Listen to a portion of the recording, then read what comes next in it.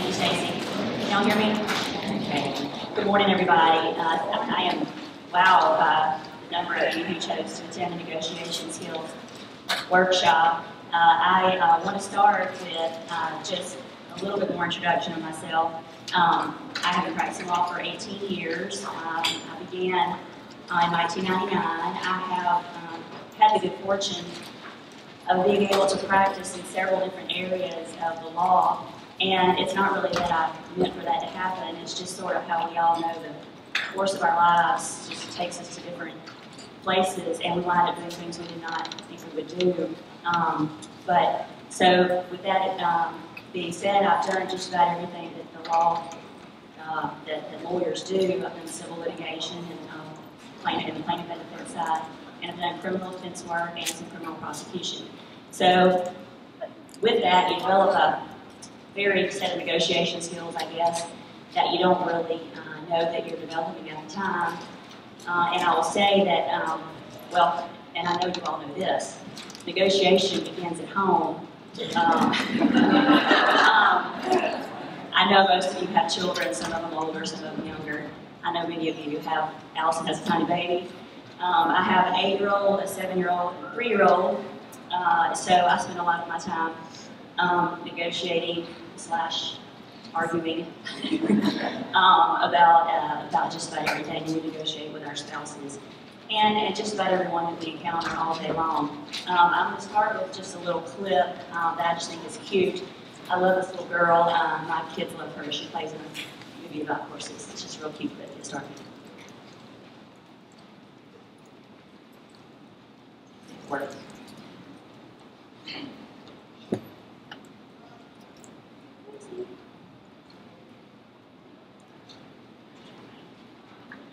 Technologically challenged. Okay, so Stacy. Yeah. We can pass over this one. There are a few clips I wanted to show. Can we work on this? Yes, I'll Thank you so much. Okay. All right. So, why do women hate negotiating? How many of you hate negotiating? Well, why is that? Well, let me say this. I have done research to try to prepare for this presentation, and what I found out while I was doing my research was that the newfound, most highly productive way of negotiating is what women do every single day. And there is a process, of course, 1, 2, 3, 4, 5, which you will all find to be just general common sense. And when I was doing my research, I thought, well, heck, I could have just stood up here and talked about what we do all day long. But we view it as intimidating, particularly when it involves salary negotiations or something that takes us out of our comfort zone. It's nerve-wracking. And a lot of that, I think, some of you are older, some of you are younger. I'm 45, so I remember, I never felt, many of you probably did not either, felt like you were challenged by being a woman. I never have. And that's a good thing, because our parents then did a good job. But in the workplace, and as we were in high school or college, we may have felt like it was a man's world. We may have felt like they had some advantage over us. And some things that are said and done in our environment, in our society, might lead us to believe that we should be intimidated by the negotiation process. But that leads to lower expectations by us, for us. And expectations feed our behavior. So if we have low expectations, we will behave accordingly. We want to be liked. That's a woman thing. We just have to face that. We want to be liked. We don't really comfortably engage in what they call reputational risks. We assess the things we're about to say, maybe quickly, maybe long term, and try to determine how they will impact our reputation, how people view us, and whether they will like us. And God forbid that we have this courageous conversation negotiating our way to a higher salary, and we come across as hysterical, bitchy, or just a raging feminist, okay? Which is a word I took straight up. I think I took straight from one of these women's negotiation seminars. back to our lives, we negotiate all day. For instance, we wake up in the morning, kids don't want to get dressed. Kids don't want to do anything we ask them to do, so we're negotiating with them the entire time. If you will please get dressed, we can move to breakfast. If you will please do this, we will be able to do something fun for a few minutes before we go to school. If this, then you will get this. That's negotiation. Frustrating, maddening, but it's negotiation. We negotiate with our spouses every single morning in my household. What's on the calendar today? What do you have going on? What are the sacrifices we're going to have to make this day happen for our family? Well, if you will pick up the kids at 5, I will be able to go do this, and then we will be able to, at some point, sit down for dinner. Maybe we'll be able to watch television for 15 minutes. That's a negotiation. It's a daily routine. We negotiate with our caregivers for our children. We negotiate with everybody at work all day long. We negotiate with our friends. We don't realize we're doing it, but we are. I have another clip here. How are we doing?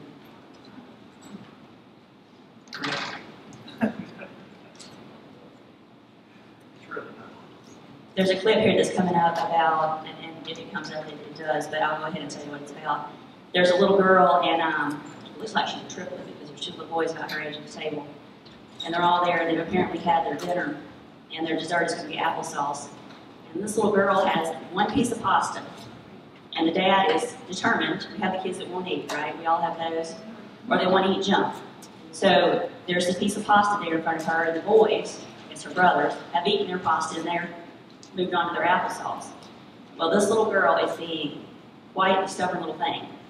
She has this piece of pasta that's about this big, and Daddy says you have to eat your pasta before you can have your applesauce. She picks it up and she takes a bite about this big, and she puts it back down. And this goes on for a few minutes, and it's so funny to see him negotiating with her about eating that tiny piece of pasta to get her applesauce. But it is a negotiation, and it's really, when we think about it, it's something that we get frustrated with, but it's actually teaching our children to be rewarded or to get something for what they have to do to get there, negotiating a result for themselves. So we're comfortable with negotiations each day with our children and with our spouses, and we're used to them. Women are good at representational negotiation, which is when we are negotiating for our children, for our spouses, for our elderly parents. We are fearless, and we are focused, and nothing is going to hold us back. But when it comes time to negotiate for a salary raise or for some different type of something at work, then we become, like we talked about, we become nervous, and we become scared, and we become intimidated.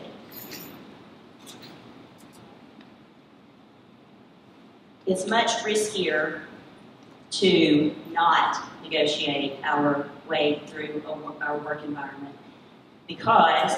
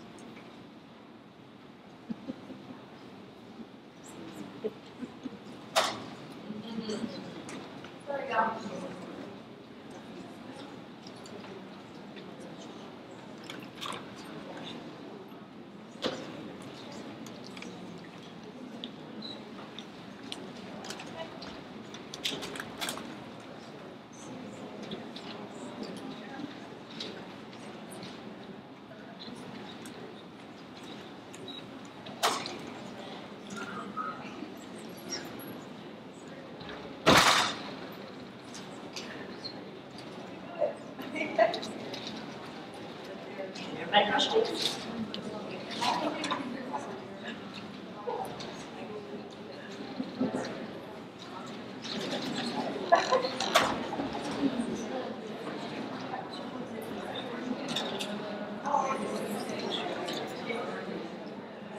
Sorry guys, I'll go ahead and we'll just go back and see some of these clips that were kind kind of pertinent to what I was talking about. So it's much riskier not to negotiate in the workplace. And the reason is that what you hear about women's salaries being less, women receiving less benefits, less time off, less salary, less whatever it is, I don't know if any of you have felt that way, but it may or may not be happening to you, but there are statistics, and the statistics are that that women today earn 78 cents to the man's dollar. And if we're a woman of color, that might drop to 52 to 64% of a man's dollar. Obviously, that's unacceptable. How do we change that? Well, let me say this, does a little bit of money matter? For instance, this video clip here that I can tell you what it says. There's a lady that teaches at Stanford, and she does a lot of negotiation and workshops for women, and she starts one of her videos this way. You and a male counterpart are negotiating or get a job, and the man negotiates for a higher salary, but you don't. And if he gets $7,000 more a year than you do, it does seem like a lot. Maybe we're willing to live with that, maybe we're not, maybe we don't even know. But over the course of 30 years, that man is making $100,000 more a year than you are. That's unacceptable. 57% of men, negotiate their salaries, whereas only 7% of women do. We need to do this for ourselves, for our families, to teach our daughters and our granddaughters these skills. This is the clip that's from a real cute little girl. It's just real cute.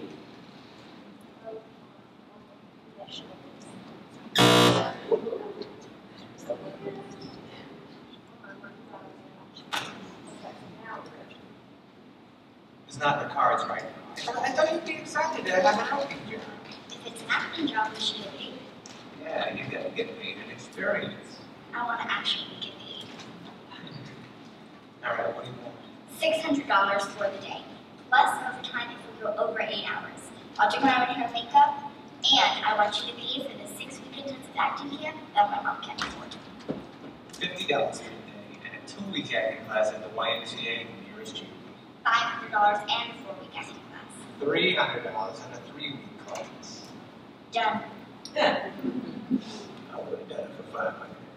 I would have done it for the experience.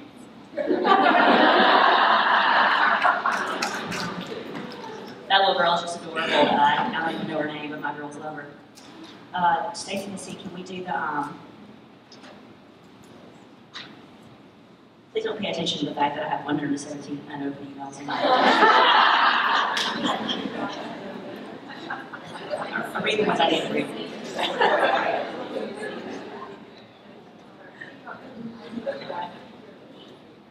This is what you call speech under fire. Okay, so the advice that we have received somewhere along the way, I know I have, to being a successful negotiator, to being a successful businesswoman, to being a successful just about anything, there's a long, it's called dizzying advice paragraph. Ask for a raise. Negotiate like a man, but not too much like a man. Be helpful in the office, but don't become the work wife. But do find you a work husband. Use silence as a tool. Oh, wait a minute. Speak up, but don't speak up too loud. Lower your voice to be really heard. Develop the all-important gravitas. Be forceful, but not too forceful, or you won't be likable. Right? Have we all heard those things? Now, okay, let's begin the... I guess I'm going to talk. Okay, know before you go. We know we are about to go into, in the next few days or so, hopefully, a negotiation to increase our salary, or to renegotiate the terms of our employment, or whatever the case may be.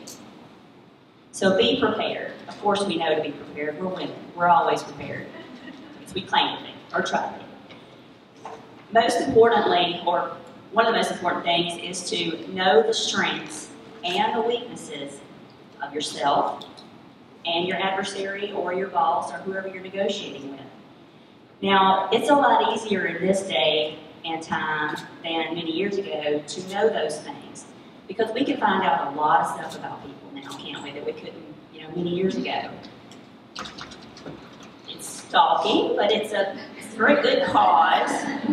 You get on Facebook, you get on Twitter, Instagram, or whatever the case may be, or just plain get on Google and Google your person that you're going to be dealing with. Find out from friends or from other colleagues or from anybody that you can think to ask, men or women, what you need to know about this person or these persons. Hand in hand is, to know their personality and why that's important, what's important to them. And the reason that's important is because we need to understand where they're coming from. That's okay. That's okay. This will be a great little bit of left. Why don't you play that one? That's so cute. Show you. This woman's name is Linda. Her 3-year-old son is arguing with her, and he calls he doesn't call her mom. He calls her Linda, and he is arguing about cupcakes.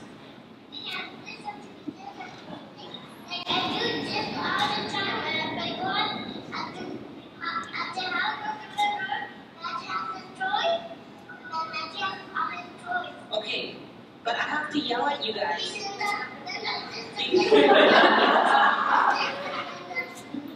Okay, what? Everything they do was at this house. You can just everything at Grandma's house.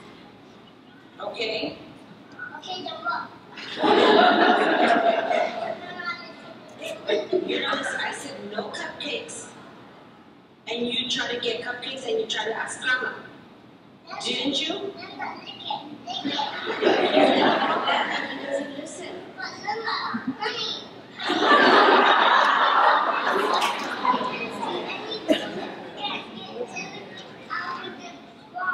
I'm done arguing with you.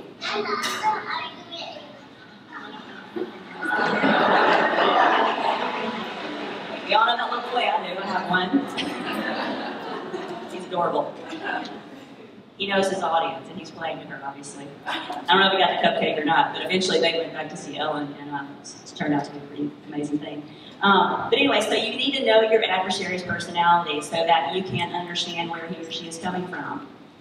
And you need to know yourself. You need to sit down and spend some time knowing what your feelings and aspirations are for the particular negotiations you're going to enter into.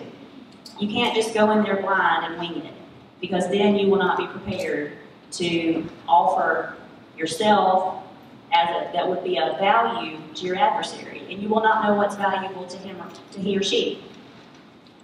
What are your must-haves? Well, we all want more money. That's quite obvious.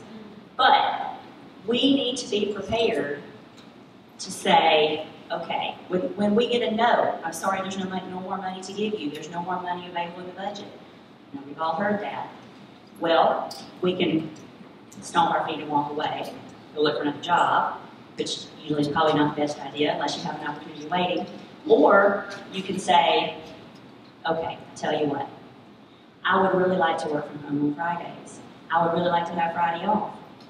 I would really like to work X number of hours a week as opposed to 40. I would like more vacation. That's a big one. It's all about value. It's all about value to you and value to the person. I know that some lawyers in this room, I know, work sometimes on Fridays when they need to. Other times they might be off on Fridays. And I know that if that works with your employer's schedule or with the job that you do, as opposed to giving you more money to keep you, they very well would likely agree. And then you can take that time to do your personal business and to rest, okay, and become a better, more productive employee when you are at work for the lesser hours or for the Monday through Thursday. So you need to know your range of options. You need to say, these are the things that I could give up. These are the things that I would really like to get. Okay, and you need to know what's going to happen if you don't get them. What are you going to do? This is called the best alternative to a negotiated agreement. We all have to have a bottom line. We all have to have a spot by which we say, that's it. I'm done. You're not doing anything for me. But you have to know that if you get there, that you have to have the power to walk away. And you have to be comfortable with that and be able to embrace that and move on to the next thing that your life offers. Sometimes things happen for a reason, and we women all know that. Consider all things when you're determining the value that you are trying to get from a negotiation. What is the relationship value that you may or may not get? What is the time value of money? What is the likelihood that the other side will live up to what they offer you? Are you going to negotiate being off on Fridays and then every single Thursday afternoon your boss says, great, see you tomorrow? I mean, that's not going to work, will it? You have to be able to determine whether you're going to be able to actually achieve those things. Of course, if we get a salary raise or a pay raise, that's going to be on our check. They have to be quantifiable factors in your mind. Now, this is one of my favorite, well, let me tell you this. I have 3 clips from Aaron Brockovich, and I love the movie. I haven't seen it in a bunch of years, but when I was getting ready for this, it just became extremely pertinent to the things I was going to talk about. So the first clip,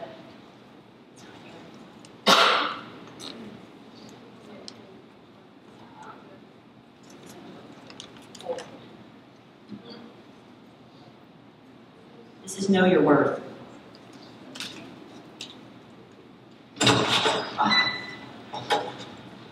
Wrong end. What are you doing here? Well, I had an interesting call this afternoon from Dr. Frankel from UCLA. Yeah.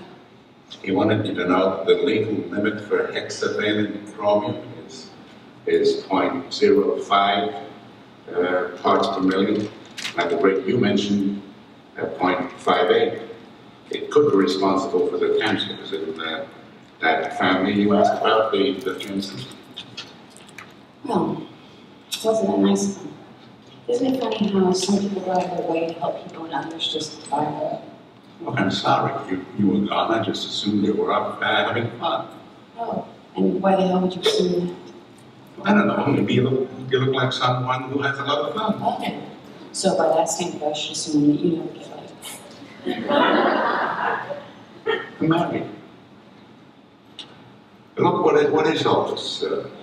This story of this cancer. So. You want to know? You have to hire me back. I got a ton of bills to pay. Fine. So Donna just put in these new cabinets. Real nice, stained wood and all. And she gets a call from somebody at PG&E saying there's a freeway going to be built and they want to buy her house to put in an off-ramp to the plant. Meanwhile, the husband's sick with Hodgkin's. She's in and out of the hospital with tumors, believing one thing has nothing to do with the other. Just PG&E told her about the chromium. Well, get this, they had a seminar.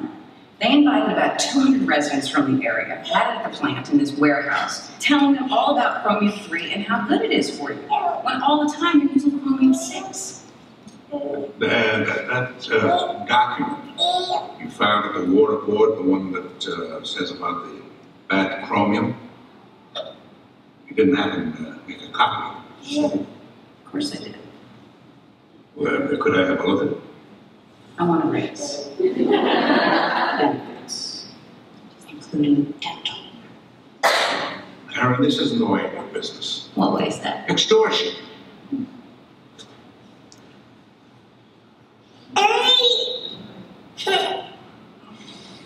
Okay, a 5% raise, we'll talk about benefits later.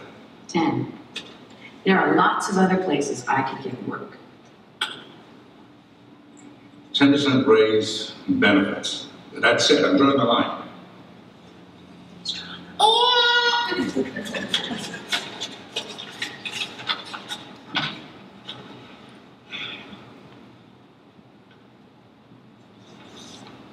Is the only thing you got? Well, so far, but that place is a pigsty. I wouldn't be surprised if there's more. Yeah, I know how this is a run-on mess. What makes you think you can just walk in there and find what we need? They're called boobs, eh?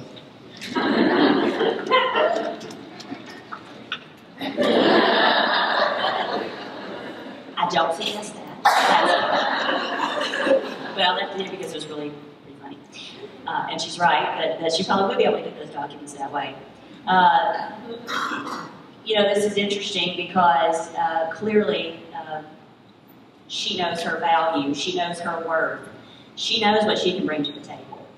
And now he's figured it out too. He's figured out that she has something that he really could benefit from. And so, but what does she do? She doesn't negotiate against herself. She states what she wants, and she waits patiently, stating at one point, there's plenty of places I could go work. Now, I don't know if that would work for you, but it certainly worked for her in this circumstance. The point is to know your worth, know your value, know what you have to offer, and do not be shy about saying what that is. So this is a good agreement for both sides. And there are some, I guess, some criteria you would call them for what is a good agreement. Is it wise? Does that mean, does it improve the position of the parties, each of the parties, both of the parties?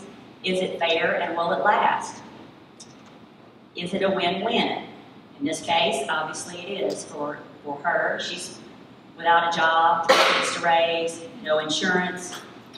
This is a great move for her. And for him, he's now got the case of his life.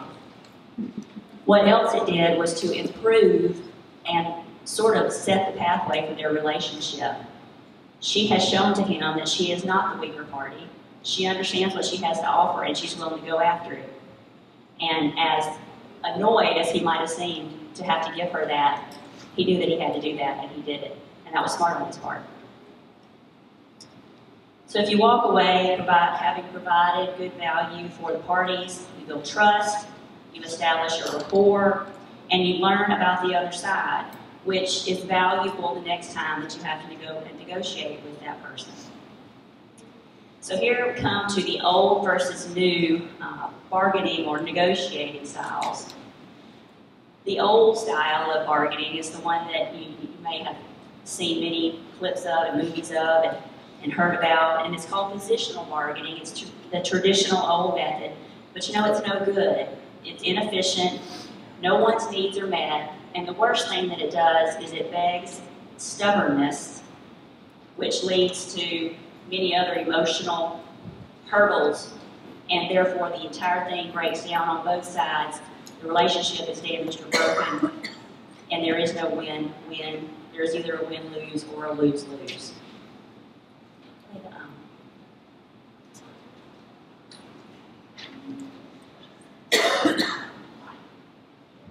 This is positional bargaining.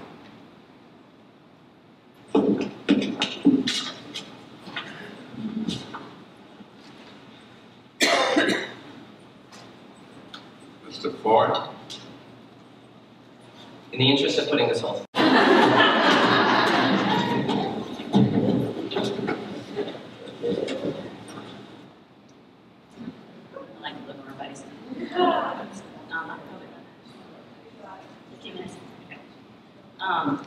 Okay, so the defense lawyer there, again, they make some really stupid assumptions. They have absolutely no idea what they're dealing with, obviously, because she very sassily, but professionally and succinctly told them where they could stick their offer.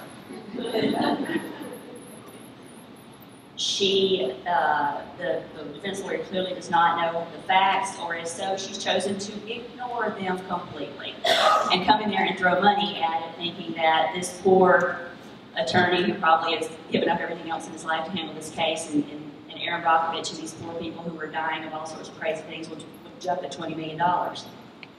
So what does that tell you? She has no idea of the value that is placed, that these people place on their health and versus money. She's positional, she's arrogant, and she absolutely completely destroys the relationship. I think we can all agree on that.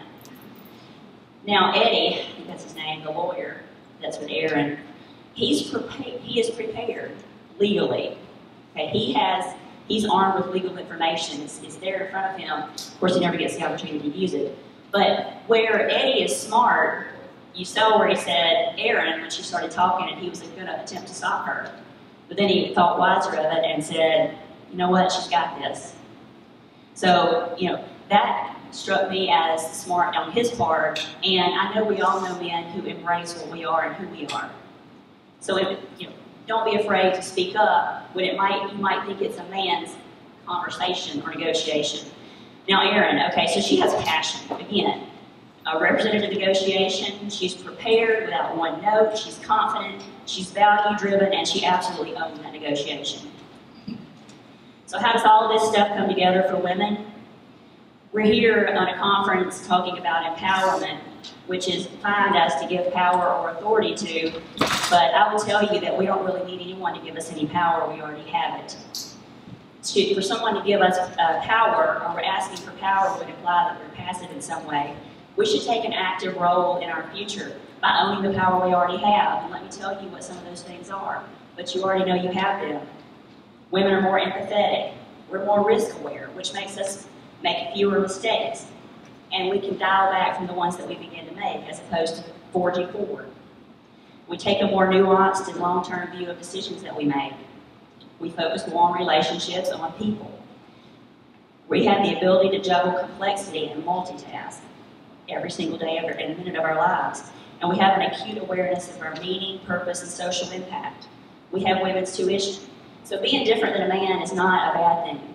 It's a great thing. And more in the workplace, the men are taking notice of what we have to offer. But if they don't take notice, you have to tell them. You have to sit there and say, listen to me, listen to what I can give you. I may need to take off on Friday, but I can give you a lot of things in return. Be authentic. Don't look to be empowered. Just go ahead and leverage the existing power that you have. Pick your battles. Make your timing everything. Know what you believe in and don't take no for an answer. Thank you.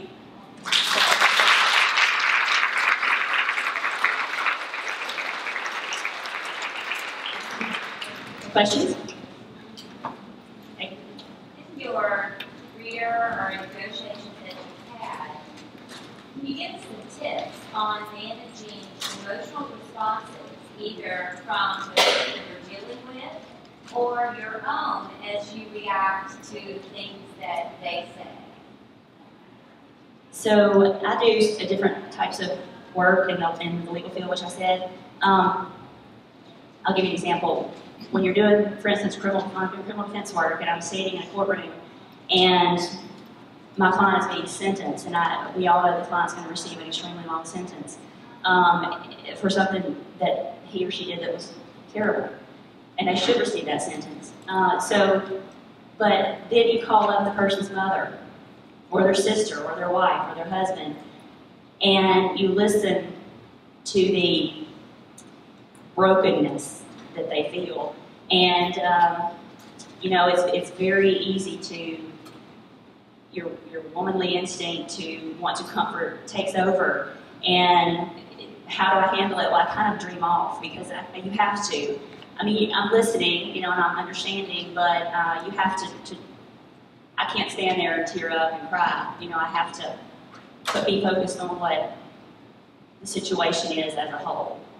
But then you have to be, you know, you have to be kind. You have to embrace the way that person feels, okay? So, you know, when you're dealing with another person, I think that on the flip side of that, if you can tell that that person feels emotional, like I said earlier, it's okay.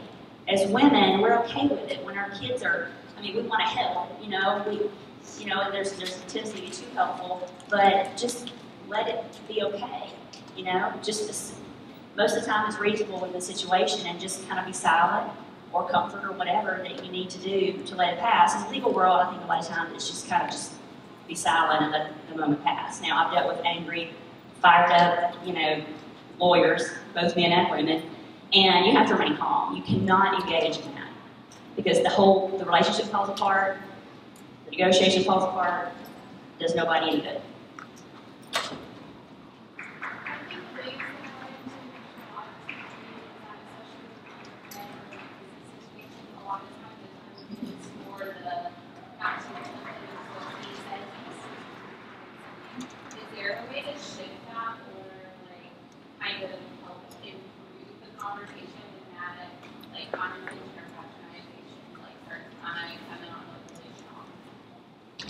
Well, I mean, that kind of dealing with personality.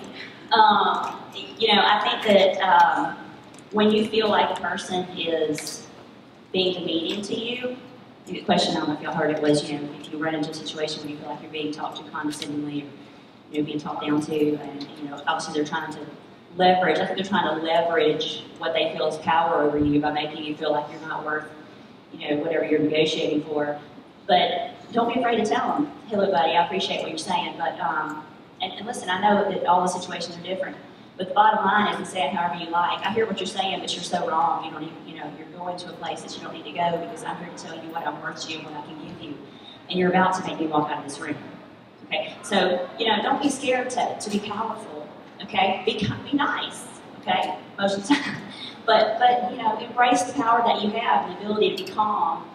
Because women do. We're not generally hotheads. I mean, we can be calm. And don't put up with it. Say something about it. That's what I would do. So you talked about salary negotiations. Once you're actually in that job, there's also those performance reviews and discussions that you have with the boss that maybe not salary based, but you certainly don't really get that impression because you know that that's always the back of the line. So my big thing is how to answer that very question, whether it's on any performance review or an interview. That said, tell me what your greatest weakness is, and tell me how you can improve. I'm not really sure how to answer that question. I want to say I'm too organized or something like that. You are organized. Try and turn it around, but I think that kind of sounds a little ridiculous too. So, what would you suggest to try to answer that kind of question? What is your weakness? What is your greatest weakness, or how can you improve? Well, you know, I mean, I read a lot of stuff getting ready for this about the different stages of women's lives. When you're in your 20s, you have, you know, you're working hard to get to a place in your career and in your personal life, whether it be meeting your husband or working exorbitant amounts of hours at your job in order to show them that you're serious and you're hardworking. And then in your, you know, a lot of us in our 30s, we have those children. We get married, we have children, and we have to spend time away from work. We have to take maternity leave. There's a book called Own It. Her name is Sally, and I read a lot. I'm not sure if you have read it, but, you know, so the 30s are this time for women that we get lost in our selves, maybe. Like, we really want to spend every minute we have with our children. We know we have to go back to work. We don't know how to balance. And so the key to that, I'm not sure if I'm answering your question, but is if you can explain to the person that you're negotiating with, at this period in my life, talk about yourself, be personal, forget what the scripted answer to the question is, and just say, look, I don't know what you're asking me, let me tell you what I got going on. You know, these are my weaknesses right now. This is what I have a problem with right now. I feel guilty at home. I feel guilty at work. I'm having a real, because we're all going through that at every given time. And it's okay. I mean, you know, I think it's okay to tell them. My weakness right now is that I have too many guilt. Is there a way you can help me with that? I suggest this. How can I improve? You can help me by letting me be off on Fridays, or you know, whatever it is.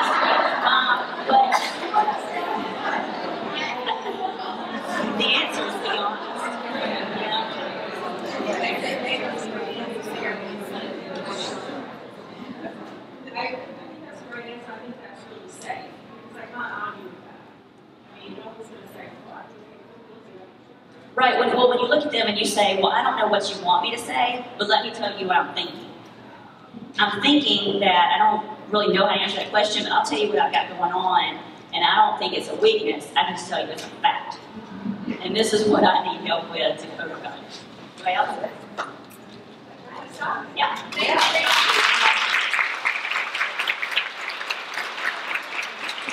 So as a reminder, we start lunch in a few minutes, back where we were this morning. Lunch at the tables, the speeches, the presentations are about.